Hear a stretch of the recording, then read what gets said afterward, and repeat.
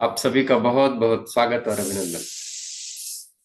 बृहस्पतिवार की स्वास्थ्य की पाठशाला में आज हम लोग एक धार्मिक नहीं कहेंगे, सांस्कृतिक विषय लेकर के इकट्ठा हो गए। ये विषय अत्यंत प्राचीन है, बहुत गूढ़ है। हम सभी को इसे गहराई से समझना चाहिए और हमारा यह भी दायित्व है कि हम अपनी आने वाली पीढ़ियों को इस विषय में इसके मूल अर्थ, इसके भाव, इसके प्रभाव, इसकी वैज्ञानिकता के बारे में भली प्रकार से समझाएं। क्योंकि आने वाली पीढ़ी इस समय धार्मिक क्रियाकलापों और परंपराओं को पूरी तरीके से पाखंड से अधिक कुछ मानने को तैयार नहीं है। ये जरूर है कि बहुत बार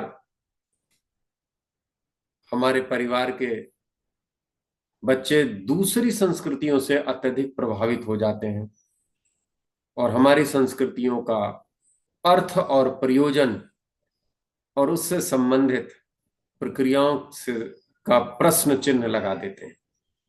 तो ये हमारा और आपका ही दायित्व है। वैसे ये विषय इतना बड़ा है, इतना गूढ़ है, इतना विस्तृत है कि इस पे बहुत बहुत समय तक चर्चा हो सकती है। कई कई क्लासेज इस पे हो सकती हैं। और सत्य बात यह है कि मैं योग्य भी नहीं हूं इतने बड़े विषय को गूढ़तम ढंग से समझाने के लिए, प्रस्तुत करने के लिए। ये मैं बड़ी ईमानदारी से स्वीकार करना चाहता हूं। लेकिन इसके मूल में जो मुख्य मुख्य विषय हैं, केवल उन्हें ही समझ लिया जाए तो हमारा, आपका नहीं, पूरी मानवता का, पूरी सृष्टि का कल्याण हो सकता है। इसलिए ये विषय आज हम लोगों ने सेलेक्ट किया है, निश्चित किया है। आज के समय में चूंकि हम लोगों की सारी कक्षाएं स्वास्थ्य को केंद्र बिंदु में ही रख करके की जाती हैं, इसलिए आज के समय में इस कक्षा को भी हम लोग स्वास्थ्य को केंद्र मान करके ही अध्ययन करेंगे, संचालित करेंगे। वैसे तो इसके शारीरिक, मानसिक, आत्मिक, आध्यात्मिक और सांस्कृतिक के साथ साथ अत्यंत अनेक वातावरणीय प्रभाव हैं, वैश्विक प्रभाव हैं। लेकिन हमारी इस क्लास में हम लोग मुख्य रूप से स्वास्थ्य को केंद्र मान करके इस पर्व को समझने का प्रयास करेंगे। अगर हम लोग कुछ बिंदुओं को निर्धारित करें, जितने साथी बैठे हैं आप खुद भी अपनी कॉपी पेन लेकर के लिखिए कि ऐसी कौन कौन सी चीज है जो अगर हटा दी जाए तो पूरे विश्व से स्वास्थ्य की समस्याएं लगभग समाप्त हो जाएंगी। ऐसी कौन कौन सी बातें हैं जो हटा दी जाए। आप अपने मन से, अपने स्तर से हम लोग जो भी विचार कर सकते हैं। जैसे इन्फेक्शन के बारे में आप सोच सकते हैं, आप पोल्यूशन के बारे में सोच सकते हैं। आप स्वतंत्र हैं, आप जो भी मुख्य मुख्य बातें सोच सकते हैं कि अगर उन्हें डिलीट कर दिया जाए, कोई ऐसी व्यवस्था हो कि आप डिलीट कर दें इस दुनिया से, तो स्वास्थ्य की समस्याएं सुधर जाएंगी। आप अपनी कॉपी पेन से लिख लीजिए और अभी चर्चा में देखिएगा कि उनमें से कितनी डिलीट हो रही हैं। स्वास्थ्य की जब हम लोग बात करते हैं तो सबसे पहले समस्या आती है आहार और दिनचर्या की। हम लोगों ने शुरू में पढ़ा है कि अगर आहार और दिनचर्या संतुलित हो, व्यवस्थित हो और साथ में व्यायाम शुरू हो जाए तो शरीर में कोई रोग नहीं हो सकता। इस पे हम लोगों ने चर्चा की। अब आहार के बारे में अगर बात करें तो आहार का संबंध पोषण से है। आज के समय में हम लोग खाते तो खूब हैं, आज के समय में कोई भूखों नहीं मर रहा है और कुछ लोग तो ज्यादा खा करके बीमार हो रहे हैं। लेकिन अगर पूछा जाए कि जो आपने आहार लिया उसमें आपके जरूरत का क्या था, आपने जो ग्रहण किया वो आपकी बॉडी को नीड जिस चीज की है, जैसे सबको अलग अलग नीड है, किसी की हड्डियां कमजोर है तो उसे प्योर कैल्शियम चाहिए, किसी की त्वचा में दिक्कत है तो उसको विटामिन सी चाहिए, किसी के बालों में दिक्कत है, गंजा हो रहा है तो प्योर प्रोटीन चाहिए, शरीर का अलग अलग सिस्टम डिस्टर्ब हो रहा है, विटामिन बी की अलग अलग पार्ट और विटामिन बी कॉम्प्लेक्स चाहिए। तो आपने क्या लिया जिसकी आपको जरूरत थी? तो उत्तर मिलता है दाल चावल रोटी सब्जी, सबके लिए एक आहार। या दाल से कुछ और बना लिया, चावल से कुछ और बना लिया, सब्जी से कुछ और बना लिया, सादा बना लिया, मसालेदार बना लिया, है सब लगभग वही चीजें। तो पोषण की दृष्टि से हम लोग प्रोटीन और ग्लूकोज तो खूब पर्याप्त मात्रा में लेते हैं। जो कम लेते हैं वो है विटामिन्स, जिसके लिए डॉक्टर मल्टीविटामिन की गोलियां हर रोगी के लिए लिखता है। क्या लिखता है? मल्टीविटामिन की गोलियां हर रोग। डॉक्टर का प्रिस्क्रिप्शन किन चीजों पे है? मेनली एक जनरल प्रैक्टिस चार चीज पे चलती है। Number one, pain killer. Number two, antibiotic. Number three, आप लोग बहुत विद्वान हैं, हमारे साथी कई लोग इसमें चिकित्सा से जुड़े हुए हैं, मैं देख रहा हूं, तो कोई नई बात नहीं है। तो पेन किलर, एंटीबायोटिक और मल्टीविटामिन और डाइजेशन के लिए डीएसआर, ये मुख्य रूप से चार थे। उसके बाद अगली रेंज में जो सिम्टम है, उल्टी है तो वोमिटिंग, उल्टी की दवा वोमेकाइंड, दस्त है तो दस्त की दवा, बुखार है तो बुखार की दवा, जो है जो और साइन एंड सिम्टम है उससे रिलेटेड कोई मेडिसिन देती है। इसी पे पूरी प्रैक्टिस चल रही है। तो नवरात्र में हम लोग जो आहार लेते हैं, उस जो सांस्कृतिक रूप से, वैदिक रूप से जो बताया गया है, तो उसकी प्रॉपर्टी को हम लोग आज चेक करेंगे और देखते हैं कि कितनी सारी चीजें उसमें आती हैं। सबसे पहले अभी इसमें और भी मुख्य बिंदु हैं जो गंभीर रोगों को से कैसे बचा रहे हैं, हमारे शरीर को, इस पूरे ब्रह्मांड को कैसे विनाश से बचा रहे हैं, ये हम लोग इस क्लास में आज के बहुत शार्ट में समझने वाले हैं। बहुत देर तक हम लोग इस क्लास को नहीं लेंगे, बहुत शार्ट में समझेंगे। अब देखते हैं, विटामिन की बात करते हैं तो जो सीजन में फल और सब्जियां होती हैं, जो सीजन की फल, ताजे फल और सब्जियां होती हैं, अगर उनको लिया जाए तो हम लोग प्राकृतिक चिकित्सा में जानते हैं कि सारे विटामिन और प्रोटीन, विटामिन सारे पूरे हो जाते हैं। तो नवरात्र में आहार बंद कर, अनाज बंद कर दिया जाता है और बताया जाता है का फलाहार करिए, अल्प मात्रा में फलाहार करिए। तो जो भी सीजन के फल उपलब्ध हैं, अगर अल्प मात्रा में समय से आप लेते हैं तो उसमें आपको बहुत अच्छा पोषण मिल जाता है, बहुत सारे विटामिन आपको पूरी हो जाते हैं। उसके अलावा नवरात्र में कुट्टू, सिघाड़ा का आटा और इस तरीके की कुछ चीजें जो लेने का विधान बताया जाता है,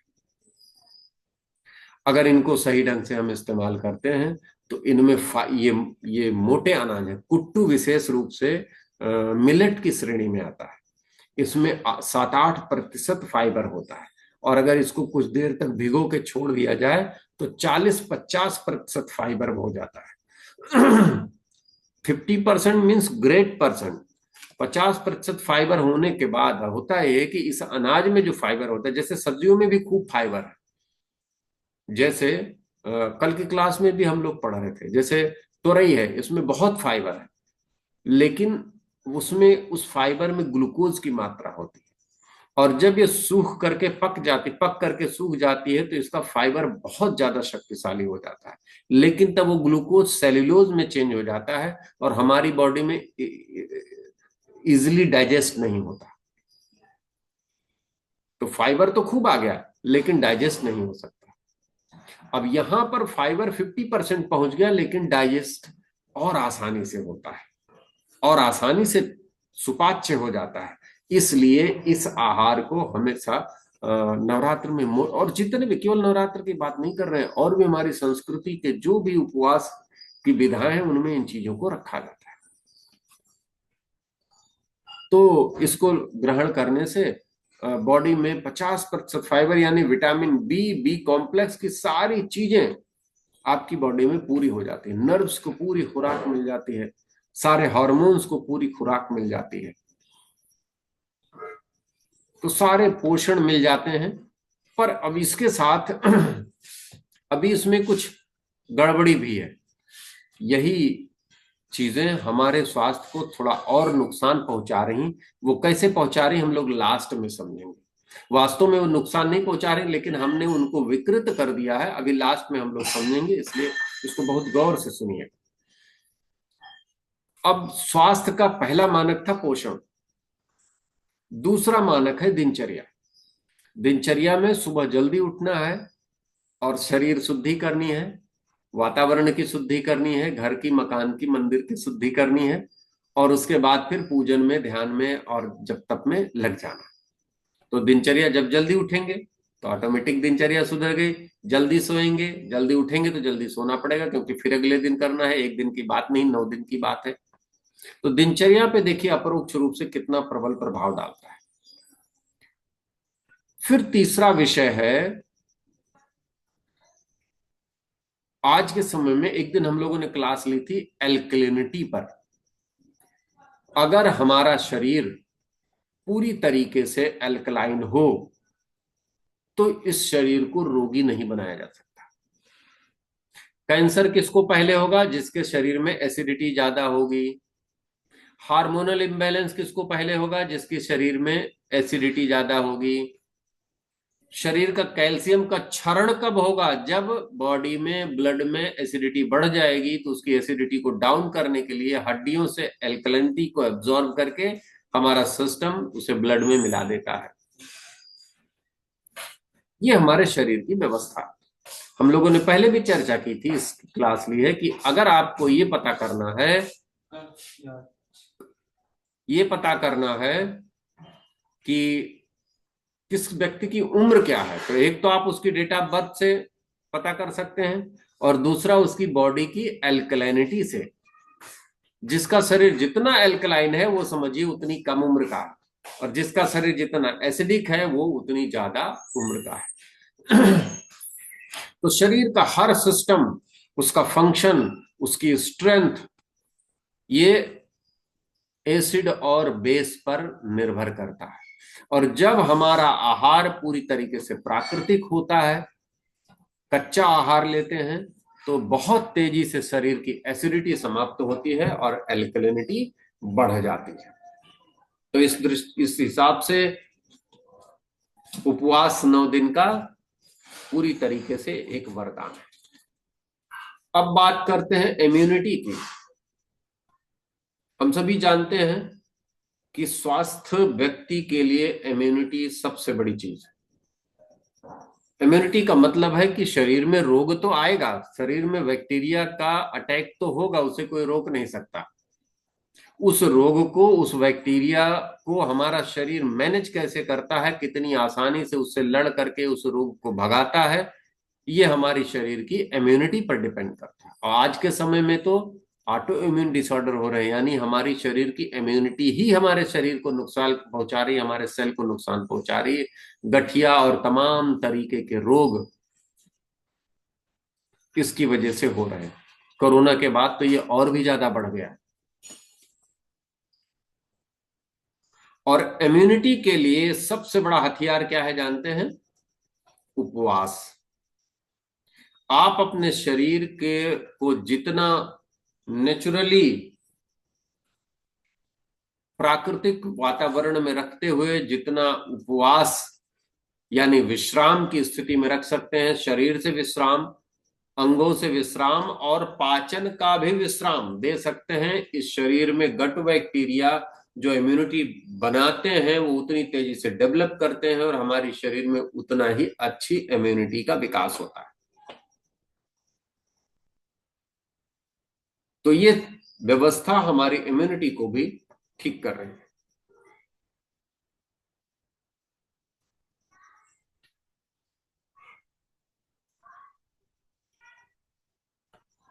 इम्यूनिटी के विषय के साथ एक बात और आती है।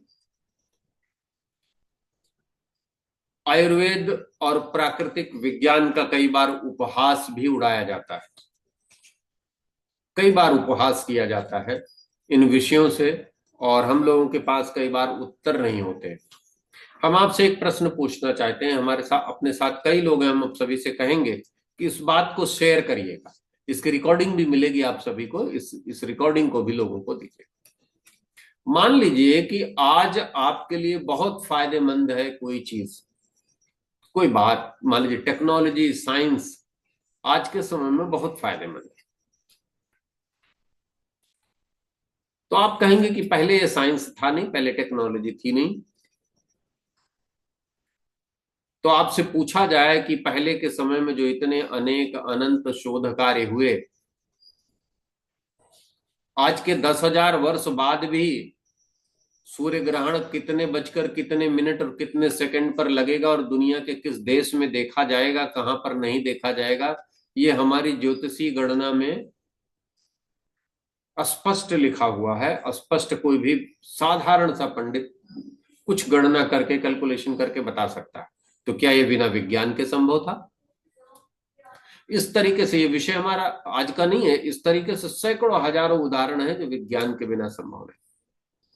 बात यह है कि उस समय की भाषा, उस समय का कह लीजिए कि व्याख्यान, उद्बोधन आज से थोड़ा भिन्न था, जिसे हम समझ नहीं पाए हैं, कम समझ पा रहे हैं, तो इसलिए हम उसे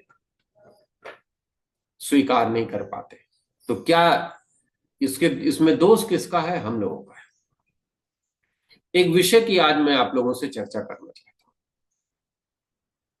चूंकि ये विषय इसी से जुड़ा हुआ है, लेकिन ये वैज्ञानिक कितना है, इस विषय को लोग पूरी तरीके से दकियानूसी और पूरी तरीके से पाखंड से जोड़ करके देखते हैं। आज मैं आप सभी के साथ इस विषय की वैज्ञानिकता पर चर्चा करना चाहता हूं। आयुर्वेद में एक सब्जेक्ट है भूत विद्या, एक खंड है आयुर्वेद का भूत विद्या, जिसे आयुर्वेद में शिक्षण से तत्कालीन संस्थानों ने, शासन ने बाहर कर दिया। हालांकि और भी कई, शल्य क्रिया भी आयुर्वेद का ही पहला विषय है, बाल्य चिकित्सा भी आयुर्वेद का पहला विषय है, इन सबको भी। और आयुर्वेद का एक और अत्यंत महत्वपूर्ण विषय रहा है अगध तंत्र, जिसको आयुर्वेद के लिए तो बैन कर दिया गया, लेकिन आज एलोपैथी के नाम से जो हम लोगों में प्रचलित है, जिसे हम लोग अंग्रेजी चिकित्सा कहते हैं, विदेशों की खोज कहते हैं, यही चिकित्सा आयुर्वेद में अगध तंत्र के नाम से प्रचलित है।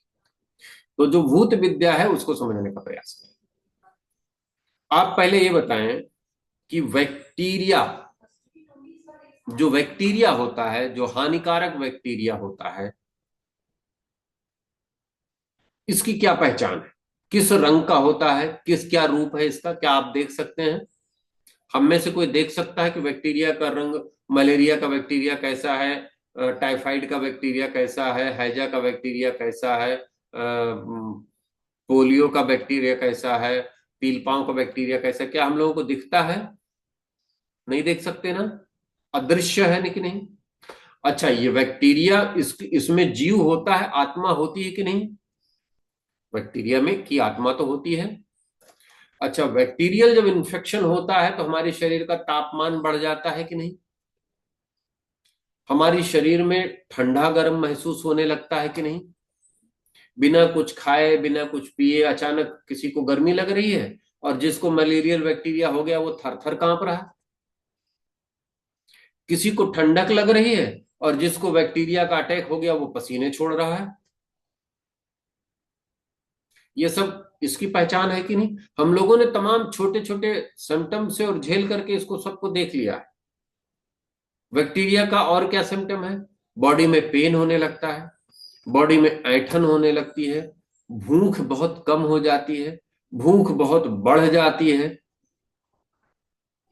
गर्म ठंडा लगने लगता है।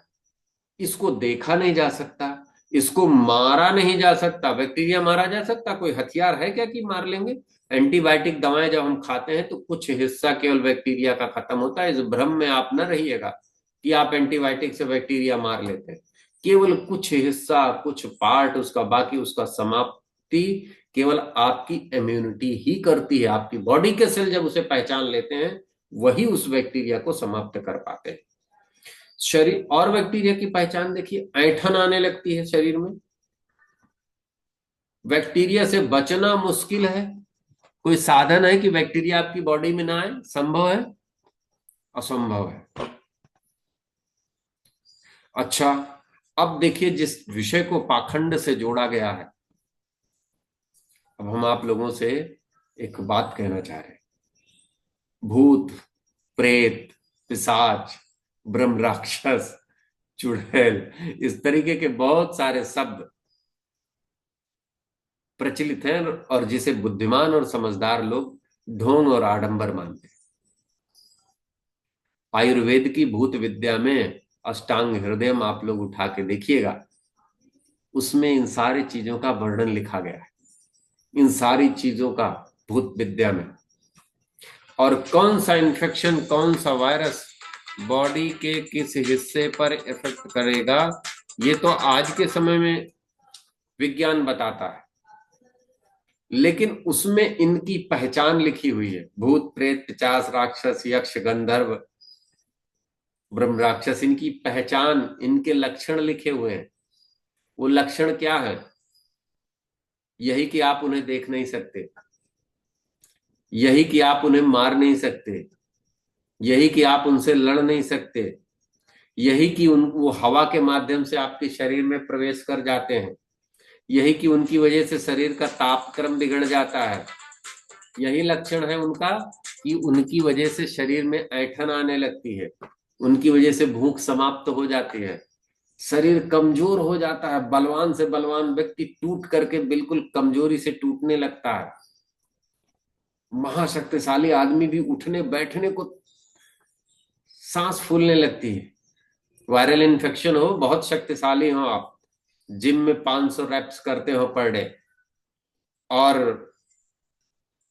फीवर 104 हो जाए, उठा पाएंगे डंबल?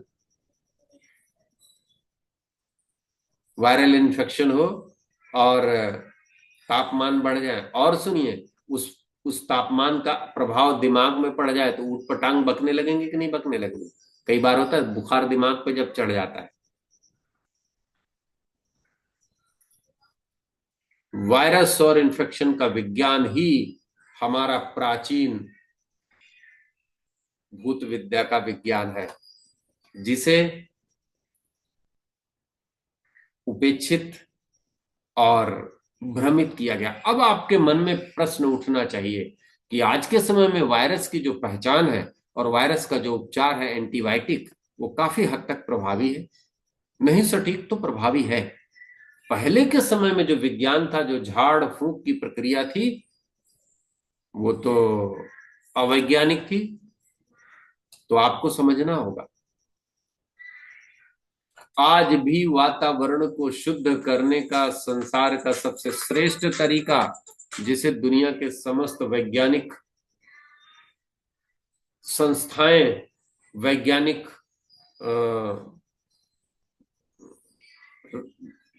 आधारित सभ्यताएं अपना रही हैं, वो है यज्ञ, वो है हवन। यज्ञ और हवन के माध्यम से वातावरण के बैक्टीरिया को समाप्त किया जाता है। तापमान के माध्यम, जब शरीर में बैक्टीरिया जाते हैं, तुम्हारे शरीर का तापमान बढ़ता है, उस तापमान से हमारा शरीर उस बैक्टीरिया को निष्क्रिय करता है, उनके प्रजनन को रोकता है। और अगर प्राकृतिक चिकित्सा के अनुसार हम गर्म पानी में हॉट फूड बात करते हैं तो शरीर के बैक्टीरिया निष्क्रिय होने लगते हैं, सबसे अच्छी एंटीबायोटिक है। अगर किसी अन्य माध्यम से भी हम अपने आसपास के वातावरण को गर्म करें, तापमान बढ़ाएं और उसका अपने शरीर पर प्रभाव देखें, तो बैक्टीरिया शून्य होने लगता है हमारा शरीर। तो हवन और यज्ञ पद्धति हर प्रकार के इन्फेक्शन और संक्रमण के लिए सबसे ज्यादा प्रभावी है। और यज्ञ विज्ञान पर तो पूरा शोध है। आप किस चीज से हवन करें, जिससे निकलने वाला रेडिएशन किस प्रकार के बैक्टीरिया को समाप्त कर देगा, इसका पूरा शास्त्र है। कभी समय मिलेगा तो हम लोग उस पर भी क्लास लेंगे कि किस तरीके का इन्फेक्शन है, उसमें कौन से तरीके का हवन किया जाए। आप कहेंगे कि ये साधारण नहीं है, आसान नहीं है, उतना प्रचलित नहीं है, उतना प्रभावी नहीं है। ऐसा इसलिए क्योंकि हमने अपने आप को उसके प्रयोग से विलग कर लिया है। हम लगातार कुछ न कुछ बीमारियों में कुछ न कुछ एंटीबायोटिक खाते रहते हैं। कभी कोई एंटीबायोटिक नहीं काम करती, कभी कोई एंटीबायोटिक काम करती, तो हम उसके प्रभाव से परिचित हैं, उसके साथ हमारी स्वीकारोक्ति जुड़ी हुई है। लेकिन यज्ञ हवन की प्रक्रियाएं हम छोड़ चुके हैं, और जब होते भी हैं तो वो धार्मिक कर्मकांडों के ही रूप में होते हैं। तो इसलिए हम उसके प्रभाव से हम लोग परिचित नहीं हैं, और इसलिए हमारे लिए वो अनजानी अनसमझी हुई चीज हो गई है। तो नवरात्र में निरंतर यज्ञ का विधान है। अगर यज्ञ का हम नियमित रूप से अभ्यास करते हैं, तो यज्ञ का नियमित रूप से आयोजन करते हैं, तो हम अपने घर परिवार के साथ साथ संपूर्ण ब्रह्मांड को स्वस्थ और स्वच्छ बनाते हैं। सारा पोल्यूशन, सारी विकृतियां, सारी यहां तक कि रेडियो एक्टिव रेज या जो कुछ भी विकास के नाम पे विनाश कर रहे हैं, वो सबका सब यज्ञ के माध्यम से ठीक हो सकता है। तो इसलिए नवरात्र में ये व्यवस्था भी, ये प्रचलन भी नियमित रूप से किया गया है। तो कुपोषण, एल्कलिनिटी, इम्यूनिटी, फाइबर का प्रयोग, जिससे जो उपवास के रूप में, वातावरण की शुद्धि और एंटीबायोटिक इफेक्ट हवन के रूप में, ये सारा का सारा हमें नवरात्र के आयोजन में विभिन्न पूजन प्रक्रियाओं से मिलता। और फिर हम कह रहे हैं केवल नवरात्र ही नहीं, हमारे अन्य संस्कृति से जुड़े धर्म संप्रदायों में ये चीजें बहुत गहराई से बैठी हुई हैं, जहां पर एक आहार, एक उपवास, और सुनिए, जितना लंबा उपवास होगा आपकी बॉडी की इम्यूनिटी उतनी ज्यादा बूस्ट करेगी। और ये हम सांस्कृतिक आधार पे नहीं कर रहे हैं। आधुनिक विज्ञान इस विषय पर शोध करने वाले वैज्ञानिकों को नोबेल प्राइज दे रहा है। आधुनिक विज्ञान कह रहा है कि भी कुछ दशकों पूर्व ही, कि 15 दिन में अगर एक उपवास रख रहे हैं तो कैंसर का खतरा शून्य है। 15 दिन में एक उपवास अगर रख रहे हैं तो कैंसर नहीं होगा। एकादशी का प्रयोग कब से आ रहा है हमारी संस्कृति में? कितने लाखों वर्ष से चल रहा है। फल का प्रयोग अगर रेगुलर कर रहे हैं तो शरीर में कोशिकाएं नियंत्रण से बाहर नहीं होंगी। कितने वर्षों से फलाहार की बात हो रही है हमारी संस्कृति में। रात्रि का भोजन अगर जल्दी कर रहे हैं, जल्दी से जल्दी यानी सूर्यास्त के आसपास कर रहे हैं, तो उसका एब्जॉर्बेशन अच्छी तरीके से होगा। और फिर सूर्योदय के पास 8 बजे के आसपास अगर भोजन कर रहे हैं, तो जो बीच में गैप होगा वो हमारे शरीर की कोशिकाओं को नियंत्रित करेगा। उपवास के प्रभाव से जो शरीर में ट्यूमर का ग्रोथ है वो रुक जाता है। आप अपने मोबाइल पे कभी भी गूगल कर लीजिए, कीमोथेरेपी से ज्यादा प्रभावी, कैंसर और ट्यूमर के ग्रोथ में कीमोथेरेपी से ज्यादा प्रभावी उपवास को पाया जा रहा है। और ये मेरी बात ना मानिए, ये आप गूगल करके देखिए, सारी चीजें उपलब्ध हैं। और एक सबसे महत्वपूर्ण बात, और यहीं से हम विराम की तरफ बढ़ेंगे। आप सभी प्रतिवर्ष परेशान होते हैं डेंगू, मलेरिया, चिकनगुनिया और अन्य प्रकार के त्वचा के रोग, अन्य प्रकार के अनेकों इन्फेक्शन से आप परेशान होते हैं। और ये इन्फेक्शन होते कब है सबसे ज्यादा? इधर मार्च अप्रैल में, और उधर अगस्त सितंबर में। आप देख लीजिए गूगल करके, महामारियां जितनी भी आती हैं कब आती हैं? ये वही संध्या काल है, जब गर्मी से ठंडी आती है या ठंडी से गर्मी आती है। जब वातावरण परिवर्तित होता है तब ये संध्या काल में संक्रमण वायरस बहुत ज्यादा बढ़ जाते हैं, और वही संक्रमण, वही वायरस हमें अनेकों प्रकार के रोग देते हैं। और नवरात्र का आयोजन कब होता है? इसी संध्या काल में।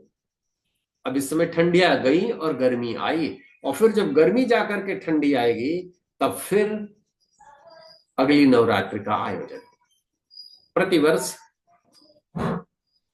कार्तिक और चैत्र नवरात्रि।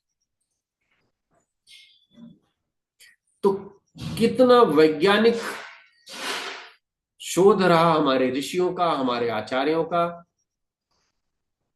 आज के समय में जो आज की भाषा है, उस आधार पे उन्होंने चीजों को नहीं लिखा, तो इसमें उनका दोष नहीं। जो उस समय की प्रचलित भाषा थी, जो उस समय की अभिव्यक्ति का सर्वश्रेष्ठ साधन था, उस आधार पे उन्होंने खोज किया, तो ये उनका दोष नहीं। दूसरी बात, उन्होंने सारा खोज, सारा रिसर्च केवल लोक कल्याण के उद्देश्य से किया, किसी व्यक्तिगत लाभ के उद्देश्य से नहीं किया, अपने नाम के उद्देश्य से भी नहीं किया कि उनके नाम से पेटेंट हो जाए कि इन्होंने ये चीज खोज की थी और उनके नाम पे कोई एक डिग्निटी बनी रहे, कोई एक मेडल बना रहे, उनको उसकी भी इच्छा नहीं। हमारे ऋषियों आचार्यों को किसी मान पद प्रतिष्ठा धन लोलुपता की इच्छा नहीं थी, इसलिए उन्होंने अपने नाम से कोई चीज पेटेंट नहीं कराई, कोई ऐसी व्यवस्था का आकलन ही नहीं किया, विचार ही नहीं किया।